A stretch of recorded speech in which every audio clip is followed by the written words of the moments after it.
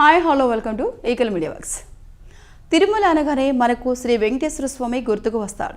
ఇటీవల కాలంలో తిరుమల ఎంతగా అభివృద్ధి చెందిందో ప్రత్యేకించి చెప్పనక్కర్లేదు. శ్రీ వెంకటేశ్వర స్వామి తిరుమలలోనే ఎందుకు వెలిశాడు, అసలు ఆ తిరుమల గిరులు ఎవరివి అనే విషయాలను తెలుసుకునే ప్రయత్నం చేద్దాం. భక్తుల రక్షణ, దుష్ట శిక్షణ కోసం మహావిష్ణువు అనేక రకాలైన అవతారాలు ఎత్తిన సంగతి తెలిసిందే.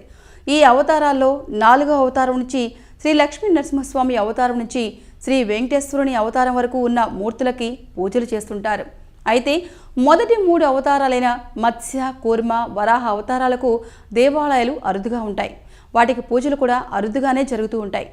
హిరణ్యకశిపుడు భూదేవిని అపహరించి సముద్రంలో దాక్కుంటాడు.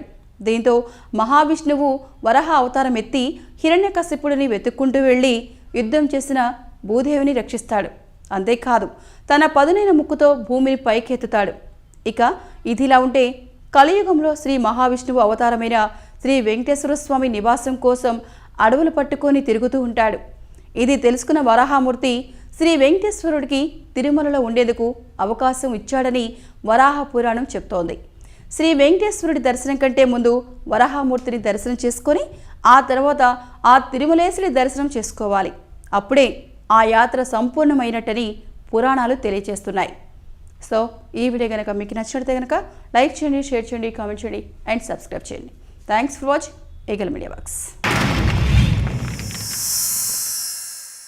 Like and subscribe Eagle Media Works.